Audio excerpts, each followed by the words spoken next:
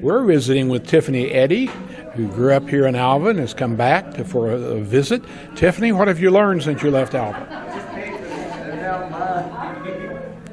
Wow, that is a very almost deep question of what I've learned since I've left Alva. I actually learned a lot about life here in Alva through teachers, textbooks that they taught and their experiences. But then it's one thing to learn it in a textbook or hear it from the stories of our teachers or preachers or anybody that you come across, but it's another thing to actually go out and make your own stories. So probably the biggest thing is just opening up my eyes to the different cultures, the different ethnicities, and just what really makes us human, that we all have something in common with the next person beside us. Even if we can't really communicate verbally, we have a lot in common through other aspects of life. I realize that was almost an unfair question, but it gave you a blank canvas also. It did. And how many countries have you been in since you left out?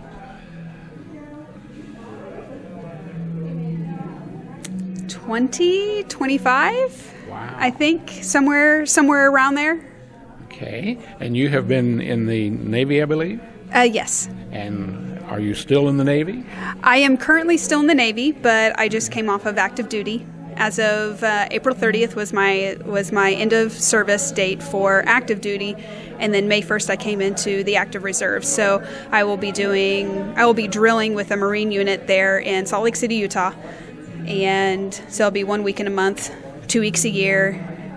And I've kind of gotten a pass for, I think, somewhere around the next year or two for not having to be deployed because of just coming off of active duty. Okay. Well, surely that was an interesting experience, being a chaplain in the military. Most definitely. What would you say you will remember most about it? I grew up in the church, and it seemed like that, especially I almost call this Church Street, even though it's not Church Street, but growing up on the Methodist Church, there is, the Nazarene Church, there is the Presbyterian Church, the Baptist Church. You have all of those churches.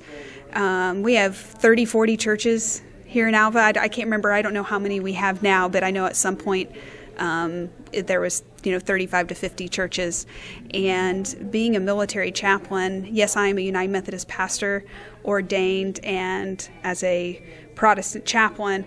However, I get to minister to people of all faiths. Is that difficult? Actually, no.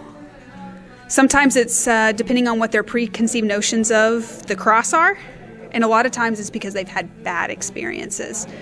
And so I love sitting down talking with them, and sometimes the first thing they come into my office, the first thing they say is, "Chaps, I'm not religious, I just need to talk." And I'm like, you know what? No matter what your faith is, if you're struggling with a loss or some other thing, we all just need somebody to listen to us. And so the biggest thing in the Chaplain Corps, we talk about provide, facilitate, care, and advise. And one of my favorite things is get to care for the individual. Because if we look at Jesus in Scripture, he met people where they were at, no matter where they were at in life. And as a chaplain, we get to meet people where they are at. And a lot of times they are not religious in the military sometimes. Another difficult question coming. How many people have you helped?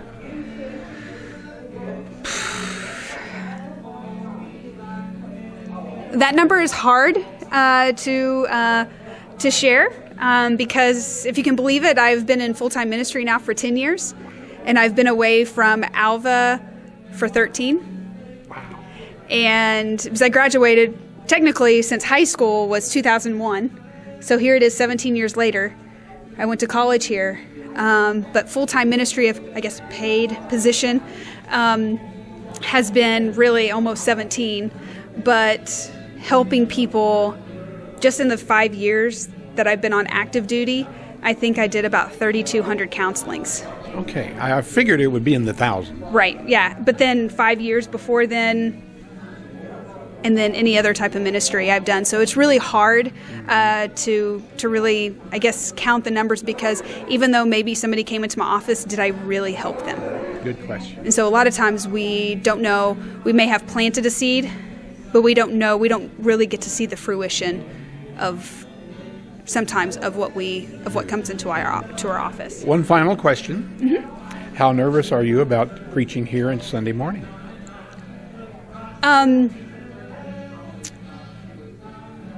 Probably the most nervous I've ever been, because the first time I preached in front of, I have preached in front of large crowds. My largest crowd I've ever preached to was 3,400 17 to 25-year-olds when I was stationed at the Marine Corps boot camp in Parris Island. I'm going to be here in Alva first. Almost every single person, except maybe about 10%, have never met me because that was my home church. So majority of people saw me grow up, which is very scary. And all I can think about is in Scripture, Jesus talks about going back to his hometown and not being accepted to his home place. So I just kind of laugh at that because I've had so much encouragement from this town and from especially my home church and just a lot of individuals. And so I'm not really nervous on that part, but I can't help but laugh and think about Scripture and Jesus's experience, which I know that's not going to be mine, but it is really hard because they're my teachers. They were people who watched me, grow up. And, Alva is like a fishbowl. So everybody kind of knows everything, which can be a good thing, but also we know that kind of it's a double-edged sword type of thing. But I am really excited to be able to work with Reverend Carol Cook-Moore and serve alongside her and get to see, my babysitter who watched me grow up to children that I used to babysit that are now in college and teachers, professors, you name it, everybody in the community that I just thought that it was a part that you were involved, not just the church, but that was kind of a place that you learned and then you went out and lived it in the community, whether you were a teacher, a doctor, picking up trash or serving meals, waitressing, name any type of profession that people do. We all need each other. Is there any question you wished I had asked? No, I don't think so. You did good. Thank you.